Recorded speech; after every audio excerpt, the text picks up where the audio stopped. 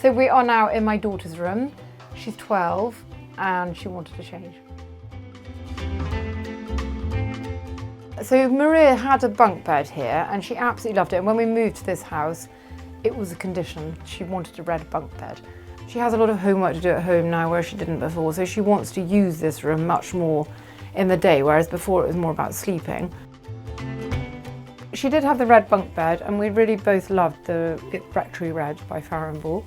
So decided to get the wardrobe in the same red, and it's by the same company as Goosey, and it kind of gives the same effect of this block of red. I like it, and it defines in a way the rest of the room. I think if you have a colour running through like that, you can allow for just so many different patterns, like this antique one on the bed, this little kilim, the blind, which in fact we adapted from our old house. I think it's sad when people completely change and revolutionise, because it's like you're just saying goodbye to your whole childhood. I think it's really nice to grow with the room. She really, really was insistent she wanted a stripe, so we found this wonderful red and cream stripe. So I worked on the bed design for my daughter Maria with Boura and white, and I have worked with Katie and Abby in the past, and I felt confident that they could realise what I wanted. I wanted very much this shape of a daybed with a tail and a head. We used some of the fabric which was left over to make this lovely bolster cushion. So it's easy for her to use in the day with her friends as well as sleeping at night. I was very insistent at the beginning that I had a white gathered linen valance.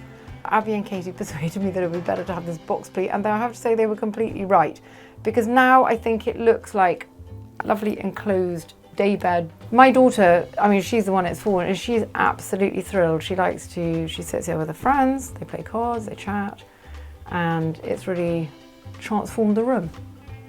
So I think a room has to grow, obviously, and in any sense, but especially with a child, because obviously they come from a child to a teenager to... I don't like the concept that you would go in and literally rip out a room and then get a new room. It's just, it should be a part of their personality and very, very much reflect who they are.